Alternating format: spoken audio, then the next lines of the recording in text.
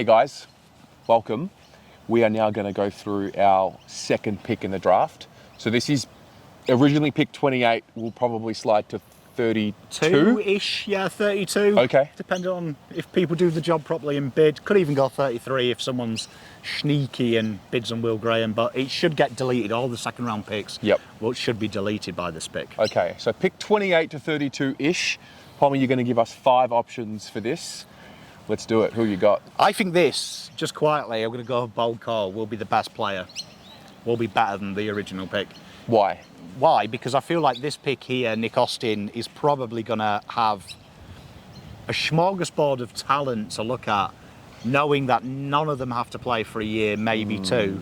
Okay. And he can really look already at 2024. It is cram-packed with midfielders.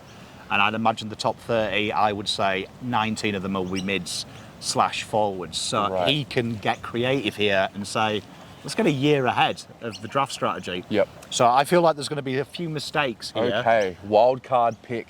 And I like it. Pick. So, all right. Who have you got and what's their position and who are they? The first one is probably my favourite player in this draft, Ashton Moir. He was Harry Lemmy. So this time last year, he was 5 in most people's rankings, and he slid and he slid. He's been forgotten about. Why?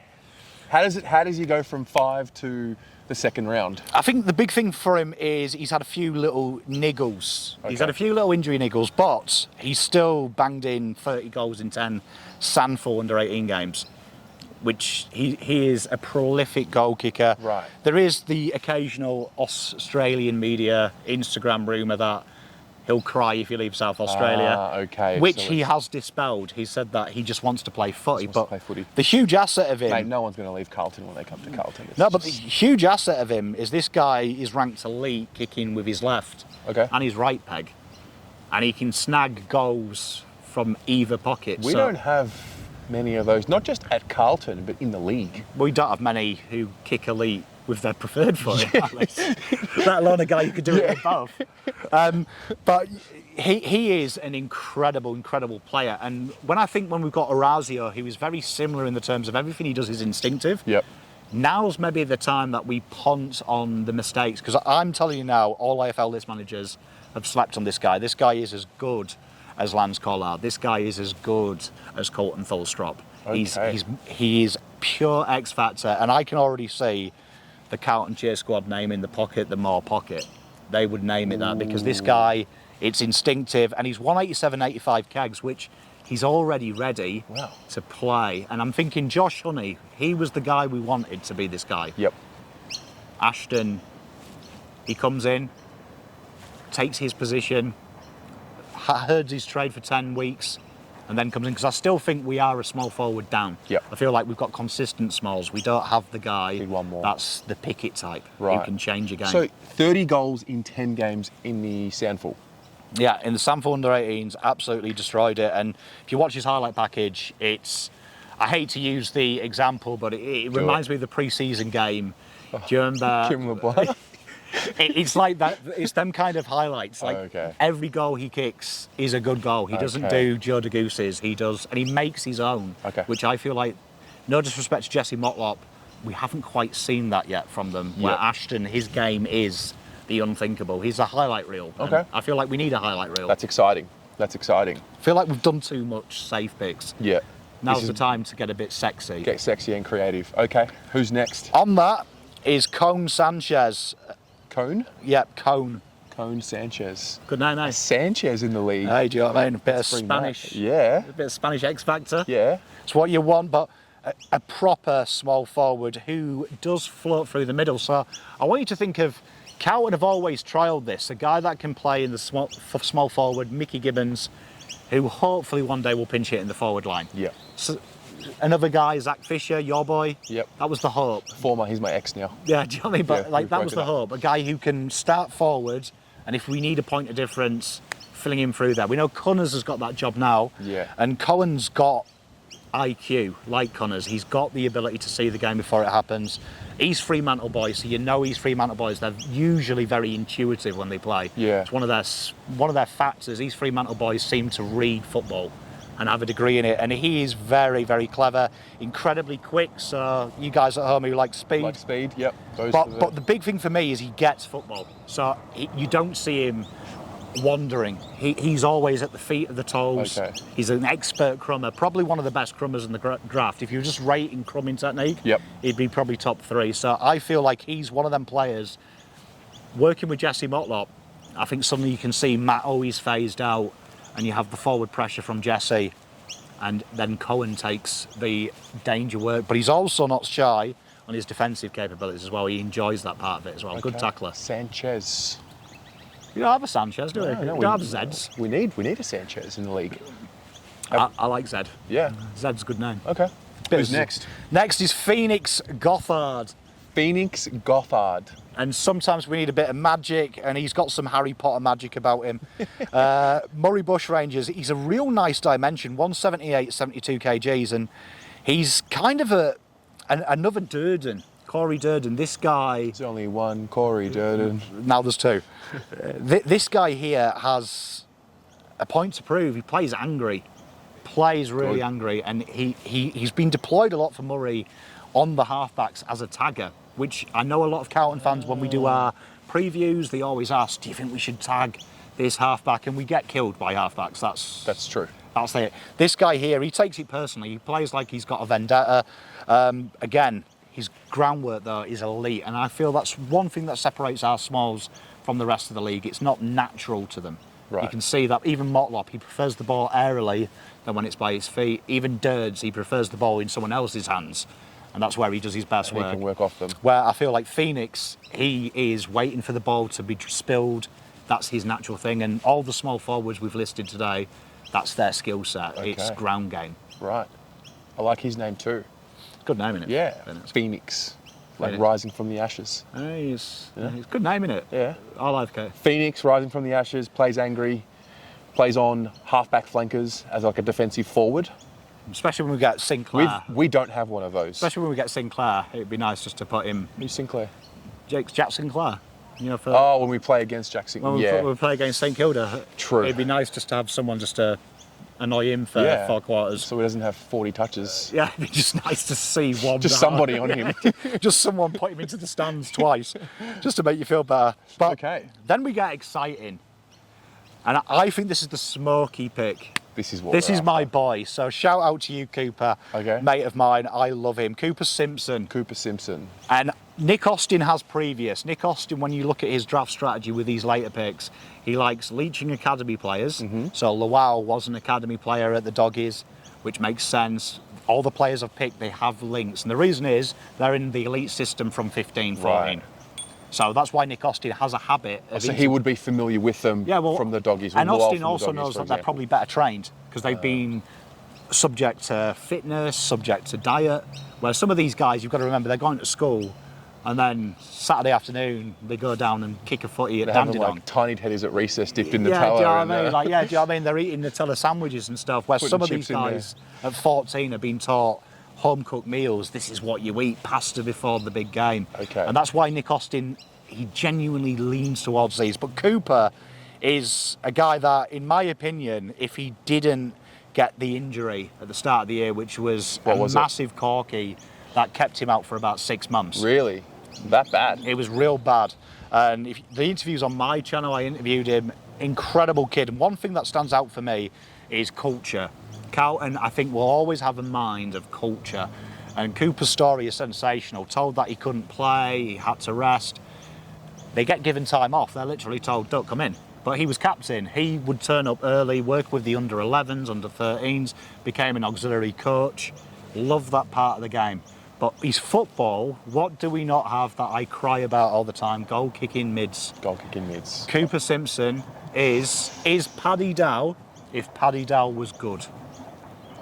That is how I describe him. Okay. This guy he's rambunctious, he's strong, he's physical, but he is like all the modern day players. And the player that I would simile to him, Stephen Cornelia, he's that type of player. Right. That he gets the ball and he's looking to take off, and he's not the one who's going to dish it off. He will run into 50 and kick the goal. So would he, back to what we said at the start of this video and the previous one, around thinking longer term, trying to get ahead of next year's draft. Him going through a year of development in the VFL, is that what it would look like for him, or would he be ready to play next year? Yeah, his year when he did play was insane as well, and I think he would be ready. I mean, averaging 22 touches, 4 marks, and a goal a game, and 3 score involvements per game. This guy is what we don't actually have. So if you look at our midfield, people say speed, I say that's nonsense. We don't have anyone who changes the game on their own. No disrespect to Sam Walsh, but Sam Walsh brings other players in. He hasn't quite shown yet he can take a game away. And I feel like that's what's missing from him, his goal kicking. Chera, great conduit, he links everyone in. Cripps, thug, beats everyone up, gets the ball back. Hewitt, same. We've always wanted Dow to come in and be that guy. That guy where we're not begging Harry and Charlie to kick 100 a year. Cooper suddenly comes in. That's his skill set. His 4-syllable name as well. Easy to make a chant. And honestly, he suits what we want. I can see him working in our group because he is the kind of guy like Zach Williams who ain't going to sulk. He just wants to play. And Cooper, he's captained every group, and he was the bottom ager, so he was the captain to 18-year-olds when he was 17. That's big. That's the Devon Robertson theory from a few years ago. He was the captain of WA. So this kid's got leadership experience already. And people at home, if you watch the watch-along, I hate Carlton's loopy kick inside 50. This guy doesn't have that. He penetrates. It's that flat, low, quick. But honestly, very similar to a Stephen Cornelio type player that could slot across half forward at the beginning of his career, play in the middle in a couple of years. But he's already big. That's the one. I love Cooper. I don't know. That's the one I'm getting. Cooper's my boy. I'm getting a feeling about that. I love a that. bit of Coops. Yeah. He's the man. So he has slid in the rankings because he missed so much time. You think that was? Yeah, and Nick Austin's got previous. That's a bit stiff though. Like this doesn't put Nick off. We know it doesn't put Nick off historically. Nick goes on talent.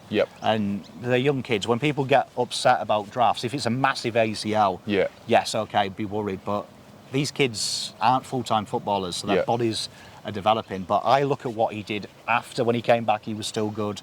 Before, he was good. But also just that work ethic of coming in when he's told he doesn't have to, being the cheerleader, helping with the coaching. That's the commitment that wins us flags. He's going to be like, you know what, you told me to stay at home. He's not being paid for it, remember. He could have gone home, played Xbox with his mates, which most people would do at 17. He was like, nah, I'm there before everyone else. I'm setting up, helping the young kids out. Wow, big rap. So I love Coops. Coops is my fave. I love him. Okay. And we finish with, this is the controversial one. Carlton fans have come for me, linking me with this guy, and I don't get it because I don't understand. What's the? You can't have 5 rooks on your list. Okay. Can you not? Well, I'm about to do it. Mitch Edwards. Now, firstly, Mitch Edwards for me is the second best rook in this draft, and looking ahead to next year, there's none that I think are AFL ready, and I think maybe 2 at best will be AFL ready. Looking ahead to 2025, there's about 1 kid already that's standing out. Carlton will look at their list makeup and go, Pitternet has signed a long-term deal on minimum chips, which means, in list management language, they don't see him as a first-choice ruckman. They see him potentially as the backup at one point. A placeholder. TDK, he's the senior ruckman, so we're going to count him. Hudson O'Keefe, he's a ruck forward, and the VFL has shown that. He plays forward, he comes in the ruck. He only started going in the ruck full-time when Murkoff, unfortunately, had his heart issues. Then you've got Murkoff. Now, I'm telling you now, early call, Murkoff ain't making it. Even if his heart is perfectly fine, which I hope it is, it's still a 4 or 5 year burn for me. Okay, so we don't have that time. Mitch Edwards would walk into the system and be our 3rd best ruck straight away. Straight away. The day he walks into Icon Park and sets down, he is just the rung below Pitternet. Why is the second best ruck in the draft falling to pick 32? He's a ruck. Yeah, so the common misconception with WA boys is they want to leave, but it's actually Victorians will find statistically... Want to come back to mummy? Yeah, want mum's home cook meal, where you actually find Tasmania and WA are the lowest percentage of players that ever request a trade. Tasmania, obviously, they don't have a team, so they don't count. But WA boys, genuinely, once you give them an environment, they stay. And I think Mitch Edwards is that man. He is incredible. Imagine Pitternet who does something around the ground. He's got the best ruck work. So his heat map won't just be the centre circle. His heat map won't be just a dot. But the big thing about Mitch is, if you ranked ruck work, he's the best ruck in the draft. Okay. So as a pure ruck, the best ruck in the draft. He comes from Frio's NGA.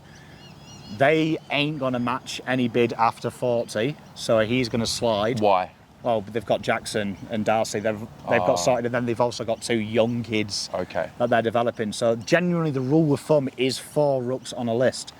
With the question marks over Murkoff's long-term health, I would say Carlton would be diligent to get this out of the way now, because at one point in time, the Pitternet experiment's going to be exposed. Yeah.